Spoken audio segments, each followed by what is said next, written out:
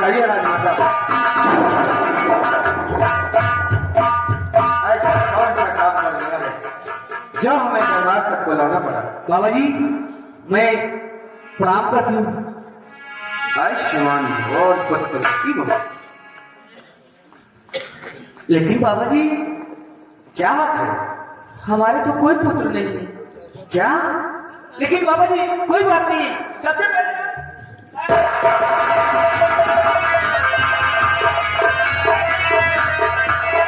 बाबा जी सबसे पहले आप हमारे राज सिंहासन पे बैठिए।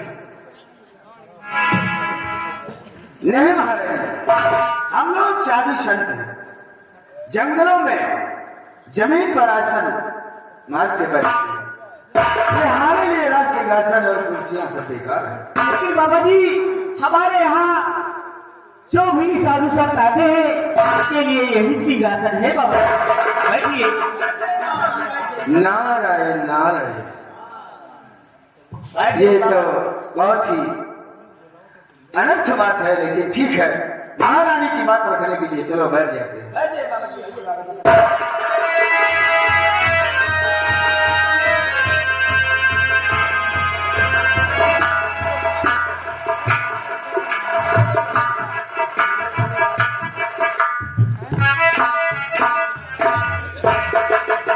कहा भैया हो आप रायबरेली गावे में हो रायबरेली में कितने बंदर है? बहुत बंदर। वही बंदरन में इनमें कोनो फर्क नहीं ना। नहीं है, सिर्फ उनके भगवान पूछते हैं, इनके पूछ नहीं दी। पूछ बजरंग बली बाबा ही समझ। अरे बाबा, कबो तुम्हें बापो दादा बैठना है कुर्सी पर। अबे सुन, बाबा देख बड़ी समय और बाबा के चेला देखो जानो जाप कर रहे हैं। ये वह बाबा के चेला जाप कर रहे और ये बाबा के चेला पेशाब कर रहे हैं।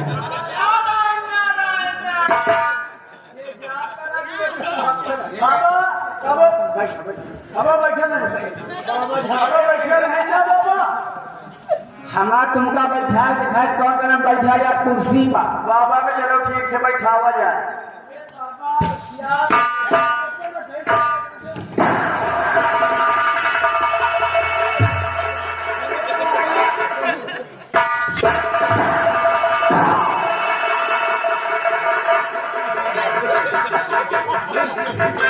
पेशाब करत जाप करत है वो बजरंग बली नैया ऊपर बैठा है।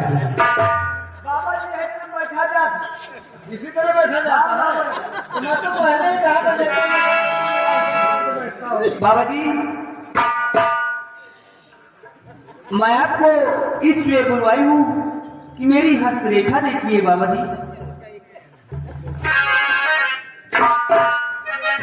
क्या है, आप हस्तरेखा दिखाना चाहती हैं? हाँ देखिए ना बाबा जी।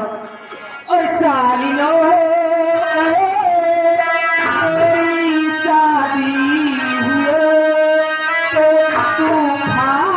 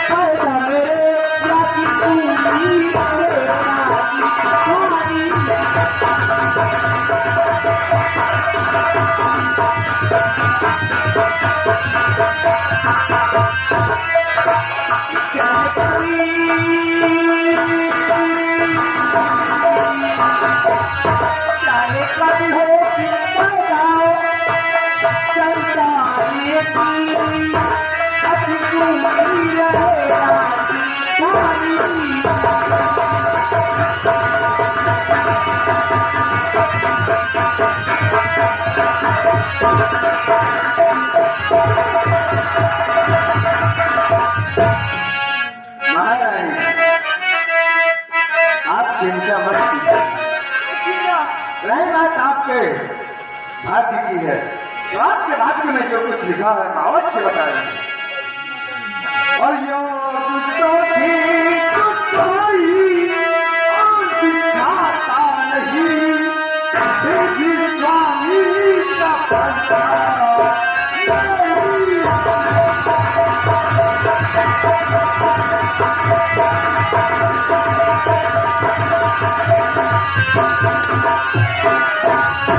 योग तो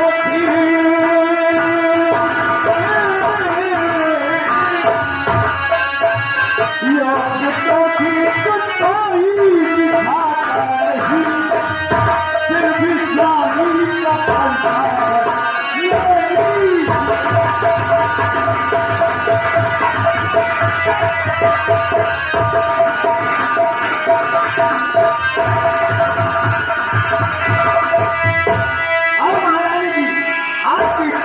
अवश्य पूर्ण होगी और होगी संतान तुमको महारानी की,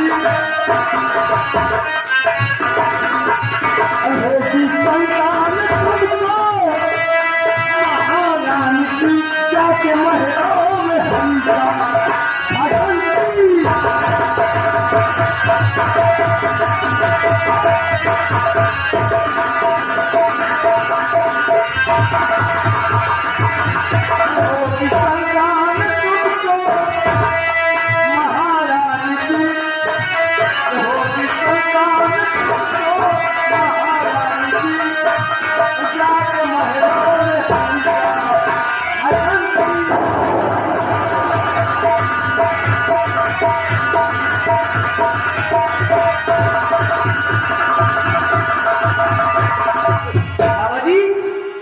प्रसाद कैसा है?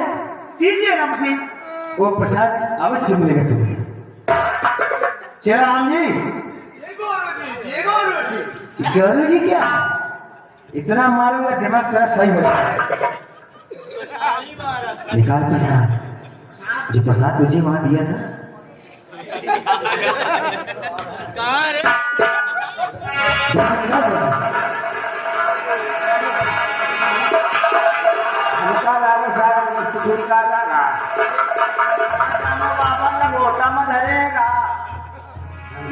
तो वही मेरा खाई नहीं अरे कहाँ लगती हो तू निकल नहीं रहा नालायक बंदा। ठीक है लाइट महारानी जी ये लीजिए, ये हरि का प्रसाद दीजिए, लाइए भाव से ग्रहण कीजिए, उसके बाद आपकी मनोकामना अवश्य।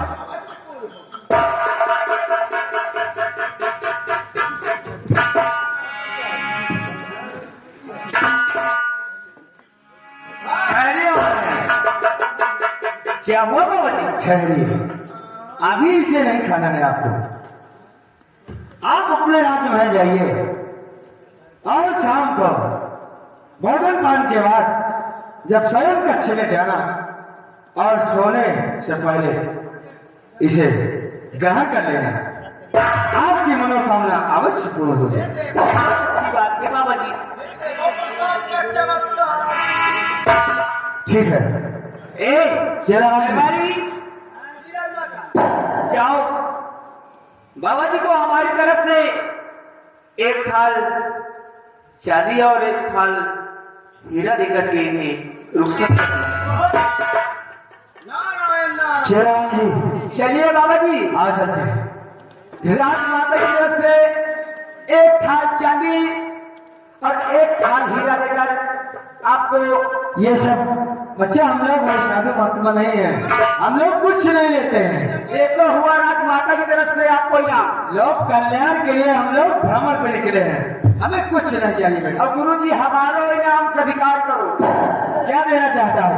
गुरु जी हम आपको इनाम में एक अच्छी सी आलीशान कोठी बनवाएंगे। कोठी बनवाएगा? हाँ गुरु जी, और हमारे पास कुछ नहीं देने के लिए। ठीक है, एक आलीशान आपके लिए कोठी बनवा देंगे। ये तो बहुत अच्छी बात है। और जो छोटे बाबा है ये बाबा के समाज बनवा दिया गुरु जी। तो कैसी बात कर रहा है? अच्छा हमें जिंदगी समाधि जीना चाहता है। अरे तुम चिंता मत करो तुम, ये बहुत मूर्ख है, ये जब भी जी में आता है उल्टा सीधा बोल जाता है। अरे गुरुजी, जिसके जिंदा जिंदा समाज बन जाए इससे अच्छी क्या बात है। सिर्फ इनका देखिए आप खतरा नहीं तो रही।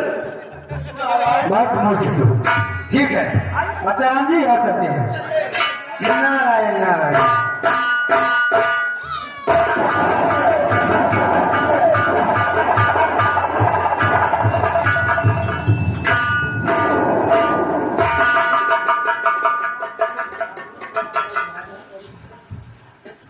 भाई साहब, अरे बिस्तर रात माता का लगाया जाए। बाबा जी ने कहा इस प्रसाद को पावन कर लेना तो तुम्हारे पुत्र जरूर होगा। ए, करवारी जी, जाओ मेरा बिस्तर लगाओ।